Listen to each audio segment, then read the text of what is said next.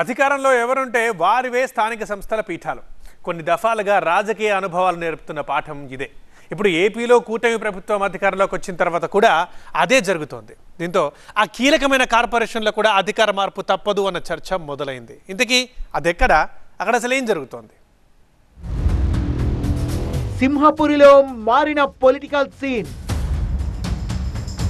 TDP కల సాకారం కాబోతోందా? Nellore corporation పై పసుపు జెండా ఎగురుతుందా? ఉమ్మడి నెల్లూరు జిల్లా అంటే ఒకప్పుడు కాంగ్రెస్, ఆ తర్వాత వైఎస్ఆర్ కాంగ్రెస్ అన్నట్టుగా రాజకీయం నడిచింది.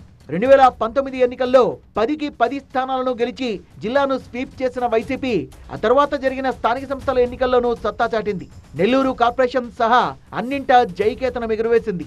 2024లో కూటమి ప్రభుత్వం అధికారంలోకి వచ్చాక జిల్లాలో పొలిటికల్ సీన్ మొత్తం మారిపోయింది. సాధారణ ఎన్నికల్లో జిల్లా నుంచి ఒక్క సీటు కూడా వైసీపీకి రాకపోవడంతో ఆ పార్టీ చేతిలో ఉన్న స్థానిక పీఠాలు కూడా కదలబోతున్నట్టు చర్చ జరుగుతోంది. గత ప్రభుత్వం తీసుకొచ్చిన చట్టం ప్రకారం మున్సిపల్ కార్పొరేషన్ పాలక మండళ్లకు 4 ఏళ్లు ముగిసేదాకా అవిశ్వాసం పెట్టే అవకాశం లేదు. నెల్లూరులో ఇప్పుడు ఆ గడువు ముగుస్తుండడంతో మేయర్ పీఠంపై కన్నేసింది అధికార కూటమి.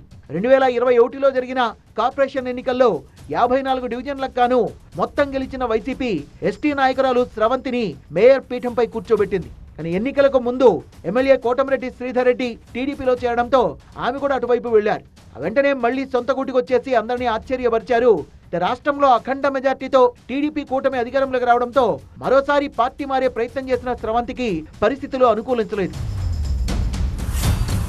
రాష్ట్ర వ్యాప్తంగా వైసీపీ గెలిచిన స్థానిక పీఠాలన్నింటినీ ఒక్కొక్కటిగా కైవసం చేసుకుంటున్న టీడీపీ ఇప్పుడు నెల్లూరుపై కన్నేసింది. ఇక్కడ ఒక్కటంటే ఒక్క స్థానం కూడా గెలవని టీడీపీ మేయర్ స్రవంతిపై అవిశ్వాసం పెట్టేందుకు సిద్ధమవుతున్నట్టు ప్రచారం జరుగుతోంది. దీనికి కారణం వైసీపీకి చెందిన మెజార్టీ కార్పొరేటర్లంతా టీడీపీ వైపు వచ్చేయడమే అని తెలుస్తోంది.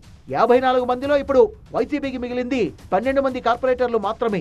అవిశ్వాసం పెడితే నెల్లూరు పీఠాన్ని టీడీపీ దక్కించుకోవడం లాంఛనమే అన్న చర్చ జరుగుతోంది. నెల్లూరు కార్పొరేషన్ పీఠాన్ని టీడీపీ ఇంత ప్రతిష్టాత్మకంగా భావించడం వెనుక బలమైన కారణం లేకపోలేదు. ఆ పార్టీ కార్పొరేషన్లో విజయం సాధించి 25 ఏళ్లు అవుతోంది. 2000వ సంవత్సరంలో నెల్లూరు మున్సిపల్ చైర్మన్ పీఠాన్ని గెలిచిన టీడీపీ ఆ తర్వాత ఇక్కడ గెలుపు రుచే చూడలేదు. కార్పొరేషన్ అయ్యాక కాంగ్రెస్ ఇటు వైసీపీ మేయర్ పీఠాల్ని దక్కించుకోగా టీడీపీకి ఆ అవకాశమే దక్కలేదు. 2014లోనూ వైసీపీ నుంచి గెలిచిన అబ్దుల్ అజీజ్ టీడీపీలో చేరారు. మరోసారి మేయర్ పీఠాన్ని దక్కించుకునే ప్రయత్నంలో ఉన్న టీడీపీ అవిశ్వాసం వైపు వడివడిగా అడుగులు వేస్తోంది. ఆ ప్రక్రియ పూర్తయితే నెల్లూరు మేయర్ పీఠం టీడీపీ ఖాతాలో పడ్డం ఖాయంగా తెలుస్తోంది.